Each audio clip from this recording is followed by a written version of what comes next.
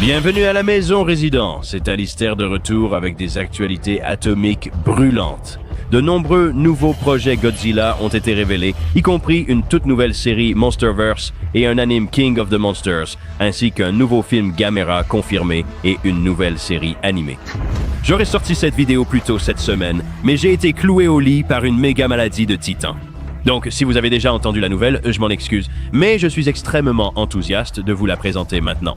Parce que certaines de ces informations semblent incroyables et d'autres paraissent clairement un peu étranges. Ne perdons pas de temps, passons aux nouvelles. Bien sûr, n'oubliez pas de vous abonner et d'activer la cloche de notification. Plus précisément, vous, les 70% de retardataires non abonnés, faites-le, sinon je viendrai vous chercher et je vais vous battre à mort. Maintenant, commençons les actualités en parlant de la tortue géante préférée de tout le monde, Gamera. Parce que Shusuke Kaneko, le réalisateur des films Gamera de l'ère Heisei, qui sont largement considérés comme certains des meilleurs films de kaiju de tous les temps, a annoncé qu'il reviendrait réaliser un nouveau film de la série Gamera lors du Gamera Expo, qui célébrait le 60e anniversaire du Gardien de l'Univers. Il a répondu aux appels des fans qui le suppliaient de réaliser un nouveau film Gamera. Alors que l'ère Reiwa dure depuis 10 ans sans nouveau film en prise de vue réelle, Kaneko a affirmé qu'il ferait tout pour qu'un nouveau film Gamera voie le jour, quel qu'en soit le coût. Il aurait apparemment essayé de lancer une nouvelle série relancée.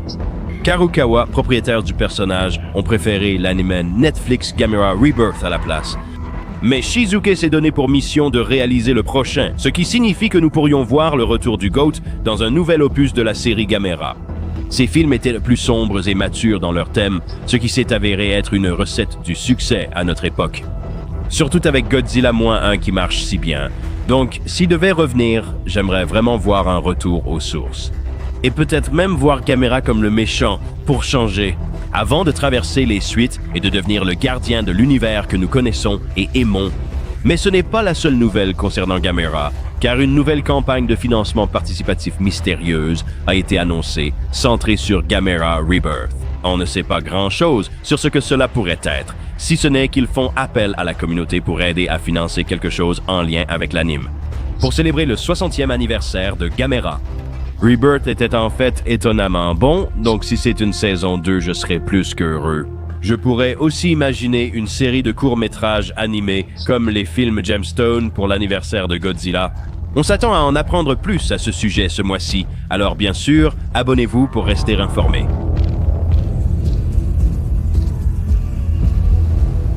Passons maintenant à Godzilla car il se passe beaucoup de choses, y compris la révélation de l'une des prochaines séries dérivées du Monsterverse d'Apple. Et ça a l'air génial. Selon Nexus Point News, un initié des médias a rapporté qu'une nouvelle série, se déroulant pendant la guerre froide, sera diffusée. Elle évoquera les tensions entre les États-Unis et la Russie. Dans un monde rempli de monstres, le rôle principal sera tenu par l'unique Wyatt Russell, qui a incarné le colonel Lee Shaw, sans doute l'un des meilleurs personnages de Monarch. Aider l'ensemble du Monsterverse. La dernière fois qu'on l'a vu, il a voyagé dans le temps via l'Axis Mundi jusqu'aux années 1980, donc il est logique de reprendre là où ils se sont arrêtés. Je pense que son rôle dans la saison 2 de l'héritage des monstres prépare ce spin-off qui semble incroyable. Les monstres et les tensions de la guerre froide sont liés. Godzilla était né des ombres de la bombe atomique, donc l'angoisse nucléaire est en quelque sorte le pain quotidien des histoires de monstres géants. Une série du Monsterverse se déroulant pendant la guerre froide a beaucoup de potentiel thématique, surtout lorsqu'il s'agit d'explorer comment les armes nucléaires ont façonné à la fois la politique mondiale et l'émergence des titans. Ils utilisent la recherche classifiée, tandis que les pays rivalisent pour comprendre ou militariser les titans, et que les scientifiques hésitent entre révéler la vérité ou protéger leur nation. Tout cela reflète naturellement la peur réelle de l'escalade qui a défini une époque. Il sera intéressant de voir si cela devient une uchronie où la guerre froide s'arrête grâce à un accord entre pays pour prévenir les épidémies de titans, montrant que la collaboration prime sur la guerre. Joby Harold, connu pour Obi-Wan Kenobi, sera le showrunner.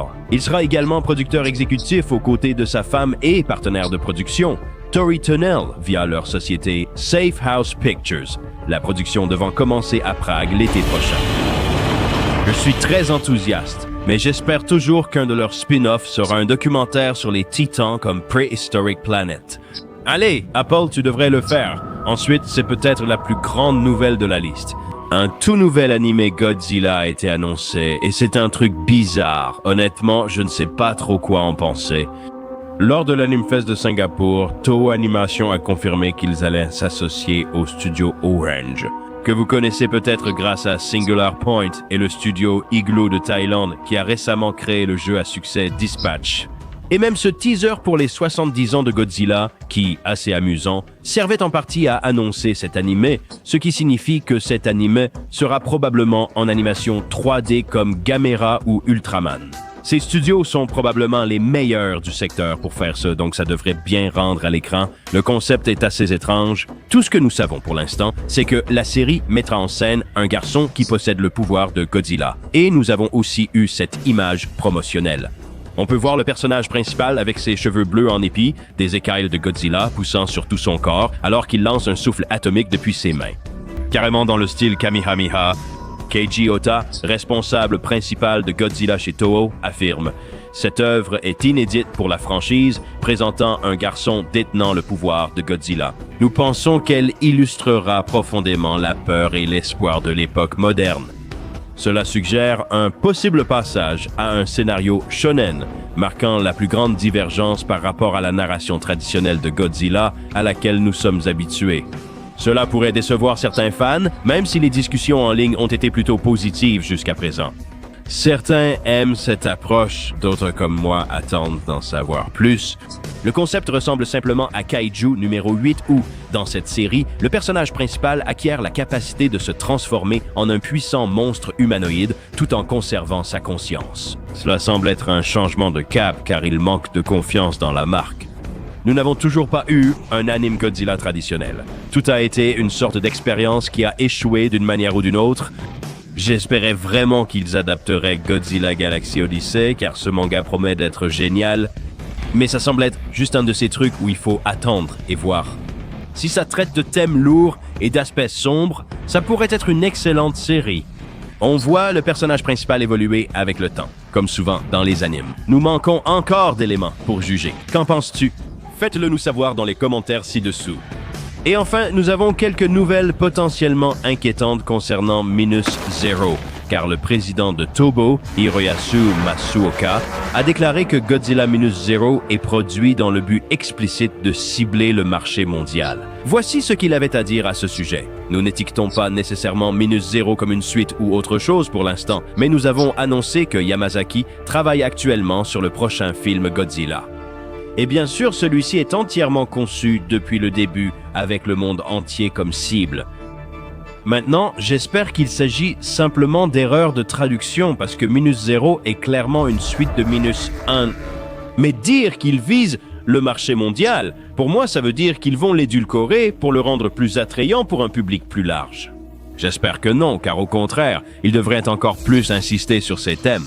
J'espère qu'il parle simplement de la portée réelle que sa sortie aura lorsqu'il arrivera dans les cinémas du monde entier. Moins 1 était un chef-d'œuvre et ce sera très intéressant de voir comment Toho abordera la suite. J'espère vraiment que ça sera à la hauteur. L'héritage du premier film de Yamazaki, avec de nouvelles séries et films Godzilla ainsi que des projets Gamera à venir, c'est le meilleur moment pour être fan de Kaiju. L'avenir s'annonce radieux pour les fans du Roi des Monstres et du Gardien de l'Univers.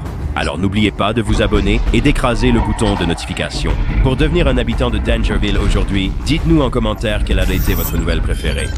J'étais Alistair et on se retrouve dans la prochaine vidéo, chers habitants.